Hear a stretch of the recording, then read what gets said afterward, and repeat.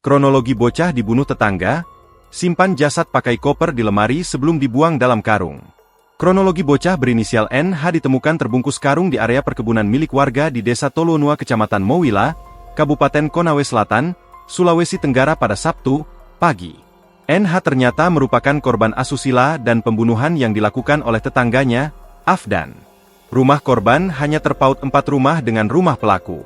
Sebelum ditemukan meninggal dalam karung, bocah tersebut sempat dilaporkan hilang pada Kamis, 11 September 2025. Berdasarkan informasi yang dihimpun, NH terakhir kali terlihat pada Kamis, 11 September 2025, pukul 15.15 WITA, berpamitan untuk bermain bersama teman-temannya.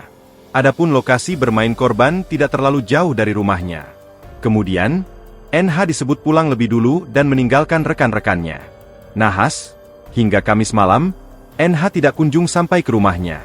Lantas, pihak keluarga bersama warga melakukan pencarian dan berujung nihil. Kemudian pada Sabtu, 12 September 2025, sekitar pukul 8 WITA, ia kemudian ditemukan dalam kondisi meninggal dunia di dalam karung.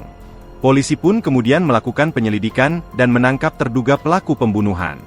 Kasat Reskrim Polres Konawe Selatan, AKP Laude Jeffrey Hamzah mengatakan NH dieksekusi oleh pelaku AF di dalam rumahnya sendiri di Desa Wonua, Kecamatan Mowila, Kabupaten Konsel.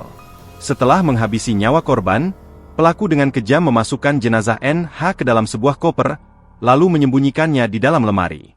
Sekitar subuh hari, pelaku kemudian memindahkan mayat korban ke dalam karung dan membuangnya sekitar 200 meter di belakang rumahnya.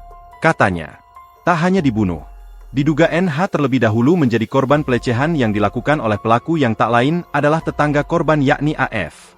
Pelaku AF kini telah diamankan di Mako Polres Konawe Selatan setelah menyerahkan diri. Hal ini diungkap oleh Kasat Reskrim Polres Konawe Selatan AKP Laude Muhammad Jeffrey saat dihubungi awak media. Sementara hasil investigasi kepolisian menemukan sejumlah barang bukti di kediaman pelaku, antara lain koper berwarna merah, bantal, guling, selimut, dan sarung milik pelaku dan sandal juga celana milik korban NH.